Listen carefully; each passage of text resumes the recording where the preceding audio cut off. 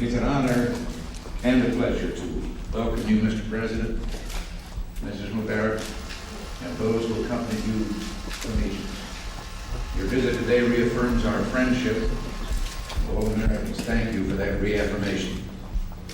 Your visit and the current excellent relations between our two governments are testimony that the friendship between Egypt and the United States is more than a compact between individuals.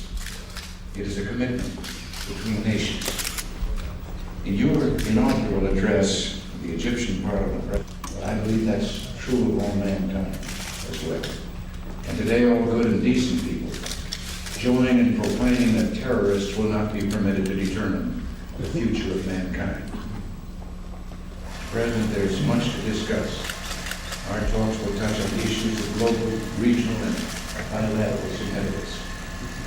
We share a mutual concern as we observe the expansion of a totalitarian power based on an ideology that smothers freedom and independence and denies the existence of God. The people of Poland and Afghanistan now suffocate under the oppressive whim of this fearful master. Within the Mideast, this same power encourages hatred and conflict, hoping to take some advantage of instability. The United States stands firmly with Egypt and other Mideastern nations concerned with regional security. The secretaries are grateful for mutually agreed arrangements that will enhance the security of the nations in that region. In an address last December, Mr. President, you stated that one of the characteristics of great nations is their ability to learn from history. But if history teaches us anything, it is that good people must cooperate if peace is to be maintained and if progress is to be made. Over the last decade, the United States played a part in the peace process which has led to peace between Egypt and Israel. We're willing to continue in that role to seek a lasting peace in the Middle East between Israel and all its Arab neighbors. Camp David, we believe, is a first step toward that goal. It has brought recognizable and measurable progress.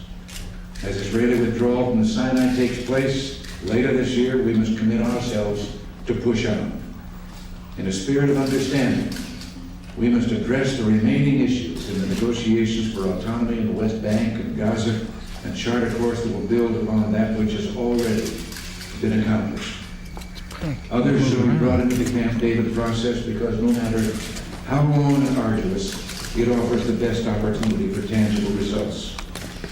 In the months ahead, we must maintain our flexibility, yet never lose sight of the goal of establishing a lasting and comprehensive peace that will provide security and justice and a better life for all people of the region.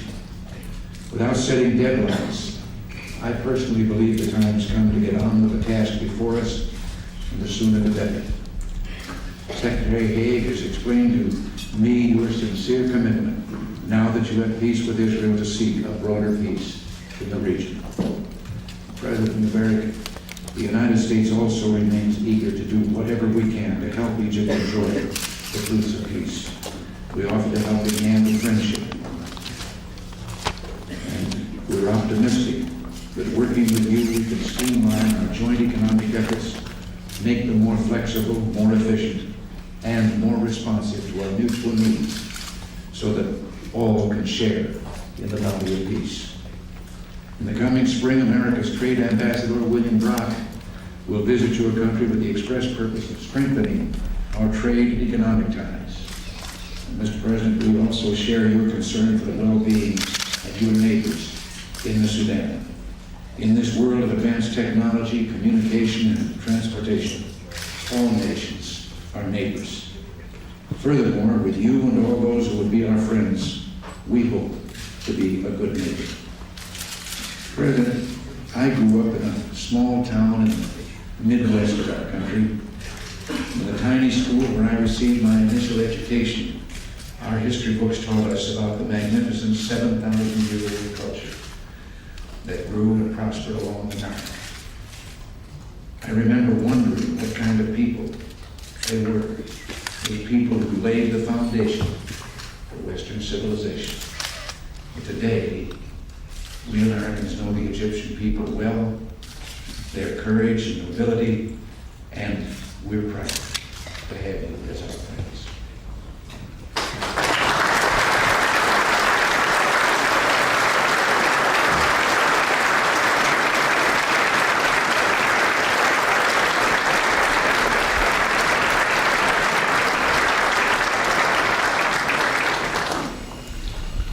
Regan, thank you very much for the warm reception and the kind words. It is a source of a great pleasure to visit your great country once again in less than 4 months. As you know, Mr. President, the sentiments which you have expressed are shared by 44 million Egyptians. They look upon the United States with admiration and respect. They remember vividly the words of President Abraham Lincoln, who spoke of a nation conceived in liberty and dedicated to the proposition that all men are created equal. They recall also that President John Kennedy urged all nations to join in creating a new endeavor, not a new balance of power, but a new world of law, where the strong and just and the strong are just, and the weak secure, and the peace preserved. Mr. President, during the past few years, our late leader, President Sadat, worked vigorously with you and your predecessors to forge an ever-growing friendship.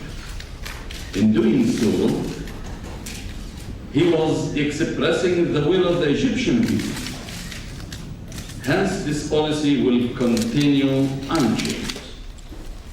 We are determined to build upon what has been achieved and add to it every day.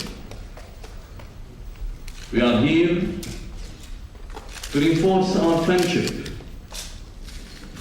and intensify our cooperation in all fields. We are here, Mr. President, to cement the bonds of interaction between our two nations. We are here to reaffirm our commitment to work together for peace and reconciliation. We must double our efforts in order to fulfill our pledge to establish a just and a comprehensive peace. The key to peace and stability in the area is to solve the Palestinian problem and have an inherent right to exist and function as a national entity free from domination and fear. The exercise is the lesson of history and the course of the future. To make it living reality, the Palestinians need your. Much depends on the success of our efforts and the clarity of our vision. Mr. President, on behalf of the Egyptian people, I invite you and Mrs. Reagan to visit Egypt in order to enable the Egyptian people to express to you the genuine feeling towards every American in the United States. Thank you very much, Mr. President.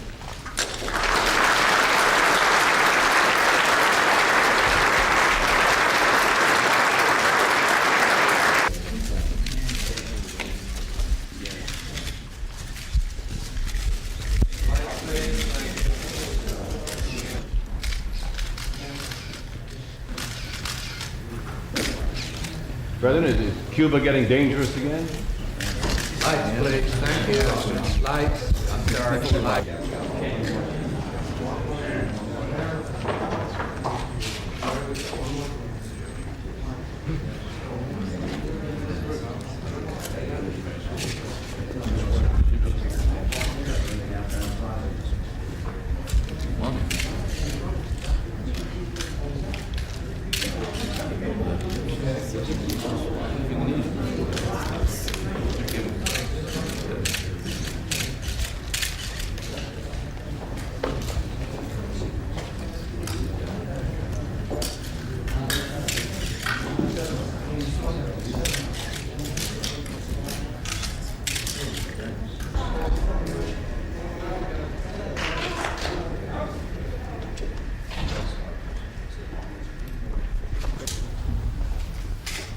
I tasted this thing, Mr. President. I found it very delicious. They told me that President liked it very, very much. They are, and we just started around the table. It all started when I gave up smoking. Except that these is kind of substitute ones, these are actually, and somehow.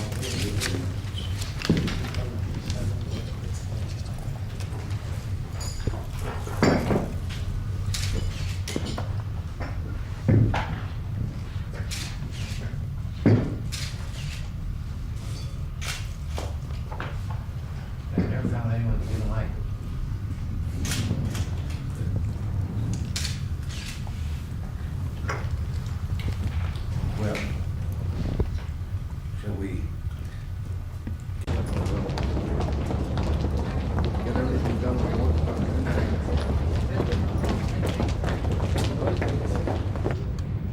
How much time do we have left? A little over 14 minutes. Oh, beautiful. That's just the agents. So I can screw around some more here.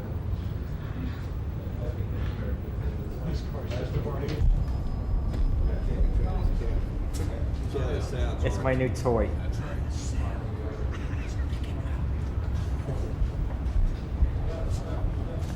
They're coming.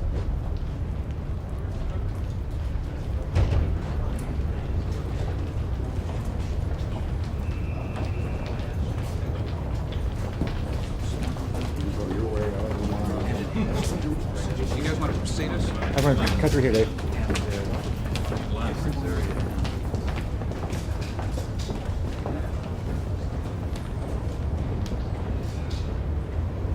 Got a light coming on here, Al.